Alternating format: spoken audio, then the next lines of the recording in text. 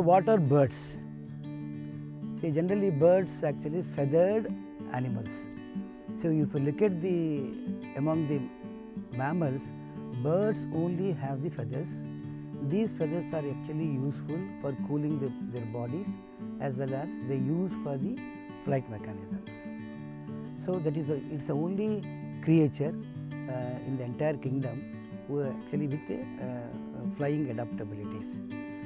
So adaptability means, for example, birds are adapted to different environmental conditions, including desert to the polar regions. Actually everywhere we will find the birds. Then if you look at the adaptations, then again depends upon the availability of the food. Food is another major factor, determines the adaptations of the birds. Then if you look at the preferences of the foods, again based on the beak structures.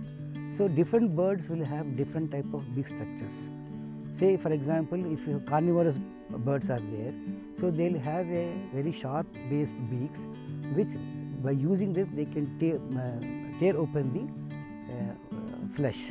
Similarly for the granivorous birds, they will have a small sized beak, so that they can collect their grains. So based on this, again the entire birds are classified into different categories. So the birds which feed on grains are called granivorous birds. The birds which feed on the insects are called insectivorous birds. The birds which feed on the flesh or any other things, they are called as carnivorous, and the birds which feed on the nectar are nectivorous birds. So these are the broad classification based on their beak structures. Now if you look at the distribution pattern actually, so birds are distributed across all the continents. Then globally or worldwide, if you see, there are about 10,000 species of birds were recorded so far. And then if you look at in India, there are about 1364 species of birds have been reported. This is a unique in India, because India is having a diverse habitats which attracted these many varieties of birds.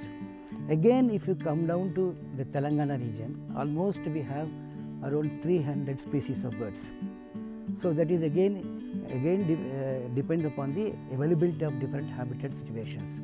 Now, if you come down to the sole forest area, that is in Mahbubnagar district of Veltur area, this area again attracts almost 70 species of terrestrial birds and almost 30 to 40 species of wetland species, put together almost 110. That means almost we have, in Telangana itself, 30% of the birds are existing in the sole forest area. So how these actually birds are thriving in this area? This is mainly because of the availability of habitat. See, if you look at the habitat of this area, basically this is a scrub type forest with intermittent tree growth is there. This type of habitat attracts more terrestrial birds. Terrestrial birds, it includes all these granivorous and then insectivorous and carnivorous species. So this habitat actually playing a very important role and providing shelter and food for many of the species. Apart from that, we are also having a water body near to the area. So that large water body which attracts many of the water dependent species. There is almost 30 to 40 species of birds. Those includes herons, egrets, ducks, including the waders. So if you put together in a total, so this habitat is very suitable for the survival of the many of the species. Now with the small interventions, actually the sole forest aim is to attract more and more number of other species of birds to this area. So some interventions actually we integrated, and we are actually developing those preferred integrations for the sustenance of the birds. So we are planting which are native to the region, which are preferred by the birds, like flowering and fruit bearing trees, because many of these frugivorous birds, they depend on fruits. These other grass species which are actually we are developing, it will be attracted by the many of the birds, and they it helps the birds to nest in the areas.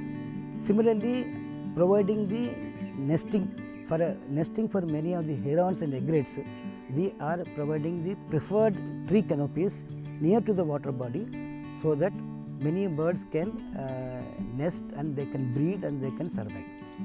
So, this is one of the important aspect which we are looking at it for long term sustenance of the birds in the region. Actually, birds are also indicators. So, the presence of birds itself indicates the sustainability of the area. If proper food web is available in any given area, the populations of birds will thrive. So, if the food chain is not in a order, so you will not find a good number of birds. So, that is why we had to preserve the habitats for attracting the birds and making it more sustainable, keeping in view of the birds' role in the systems. Actually, see, every human being should protect the bird for their not only for their future but also for their survival.